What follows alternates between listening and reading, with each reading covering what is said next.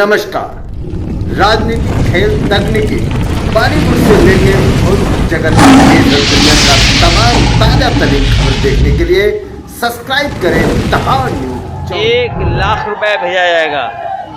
Ration की मात्रा, ration की गुणवत्ता और साथ ही साथ पैकेट के आटा के साथ साथ डाटा फ्री देने का काम भी सरकार में होगा।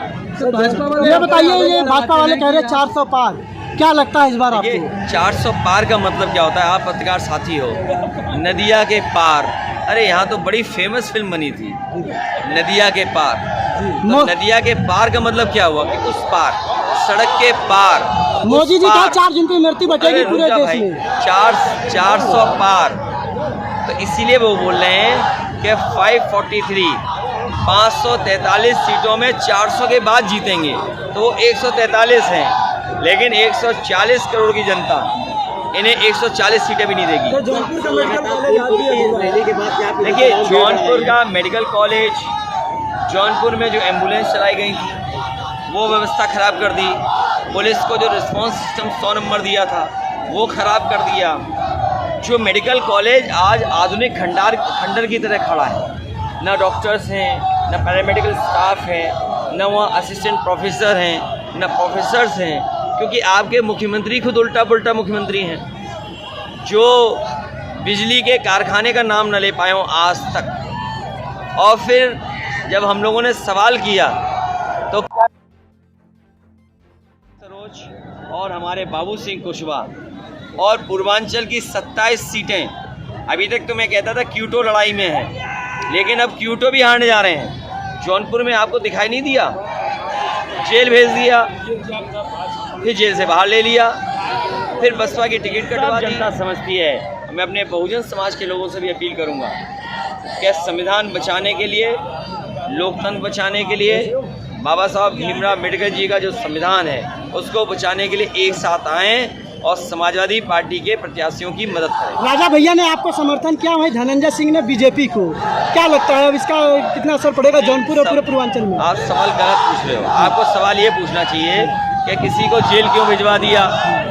वो तो कह रहे हैं आपसे मुलाकात में जेल चले गए। नहीं, फिर जेल से बाहर निकलवा दिया, फिर बसपा से टिकट कटवा दी, फिर बसपा से टिकट दिलवा दी। तो ये जो खेल है, जो मिला जुला खेल है, अंदर ही अंदर जो मिले हुए लोग हैं, इस बार जनता सब हिसाब किताब करने जा रही है। आप पर आरोप, जनसभा में भीड़ देखने के लिए क्या कहेंगे? मुझे खुशी है कि अब फोर्स भी बढ़ गया है, अब फोर्स भी सुरक्षा देने लगा है, क्योंकि इनको भी डर है कि अग्निवीर की तरह इनकी भी 4 साल की नौकरी ना हो जाए। सर आप पर आरोप लगाते हैं कि आप माफियाओं का समर्थन करते हैं, इस पर आप क्या कहेंगे? ये बताओ, हम माफियाओं का समर्थन करते हैं? हमें सर कौन माफिया है? कोई एक माफिया हो तो बताओ। हमारे लोगों के साथ तो अन्याय हुआ है। आपको याद होगा पुजारी कांड, कितने पुलिस वाले जेल गए उसमें। तो हम लोग कहाँ, जो माफिया लोग हैं उनको आप देख नहीं रहे हो। आप तो जानते हो माफिया कौन है। माफिया की भाषा ही बदल गई। अब माफिया तो हिसाब किताब भी बदलने लगे।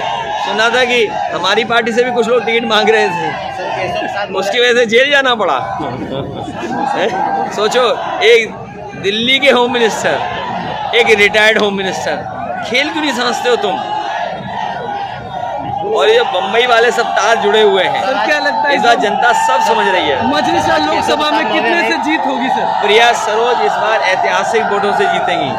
सर आज केशव साल नवला ने प्रयागराज में प्रेस कॉन्फ्रेंस में कहा कि ये संपत्ति जो रही है अभी तो इससे ये ट्रेलर है, पिक्चर अभी बाकी है, अगर सरकार में आएगी। अभी तो टेंट खाली थे, पंडाल खाली थे।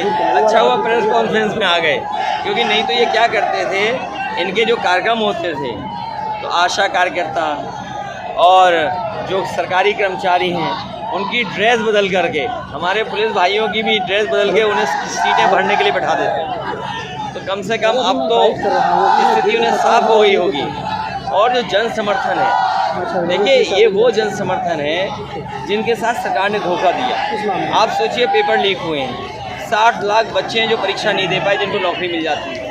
यही 60 लाख अगर माँ बाप और जोड़ दें तो एक परिवार में 3 लोग नाराज हुए, तो 60 लाख गुणा 3, 1 करोड़ 80 लाख।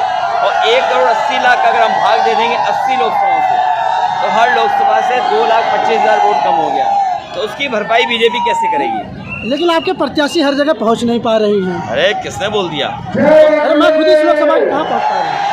आजकल तो सोशल मीडिया है, जाना आना है। अरे हम तो कह रहे हैं कि हम और तुम नहीं पहुंच पा रहे, तुम्हारे चैनल को भी सब्सक्राइब करने के लिए कहते हो कि भाई सब्सक्राइब कर लो तो हमारा चैनल तुम तक पहुंच जाए। तुम्हें नहीं पता क्या?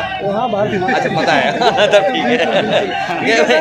इसका भी सब्सक्राइब कोई नहीं कर रहा। आखिरी सवाल, अगर पीडीए की सरकार आती है तो सिपाहियों के रहने की स्थिति पे आप क्या कहेंगे? देखिए सिपाहियों की रहने की स्थिति नहीं, इनका इन्हें पूछिए, इनके लोगों से पूछिए, सबसे आसान भर्ती की थी जिसमें कोई पेपर लीक नहीं हुआ था। 10वां 12वां पास करो, फिजिकल करिए, नौकरी पे। इसलिए इसी तरह की व्यवस्था भविष्य में करनी आप देख पड़ेगी। सकते हैं कि आज मड़ियाहू के रामलीला दूसरा, मैदान में अखिलेश जब यादव प्रमोशन देने की बात हुई तो बड़े बड़े अधिकारी चाहते थे कि प्रमोशन में परीक्षा हो, बिना परीक्षा के प्रमोशन दिया। फिर रिस्पांस सिस्टम जो दिया पुलिस को 100 नंबर, क्योंकि एक कांस्टेबल है, कांस्टेबल जो भाग के दौड़ के पकड़ता है उसको कम से कम सुविधा मिले, मोटरसाइकिल गाड़ियां दी। तो ये सब चीज़ें समाजवादियों ने दी। समाजवादी लोग हमेशा प्रोग्रेसिव बात करते हैं, इसीलिए पीडीए है। एनडीए नेगेटिव बात करती है, नकारात्मक राजनीति करती है। नेगेटिव है तो इसलिए एनडीए है, पीडीए प्रोग्रेसिव है, एनडीए नेगेटिव है। सर कितनी सीट ला रहे हैं? कितनी सीट ला रहे हैं? पूर्वांचल में सर कितनी सीट ला रहे हैं? क्यूटो भी हारने जा रहे सीट हैं। कितनी ला रहे हैं आप? सीट कितनी ये ला रहे हैं? जो प्रधान सांसद सर है सीट क्यूटो हारने जा रहे हैं। सर सीट कितनी ला रहे हैं आप?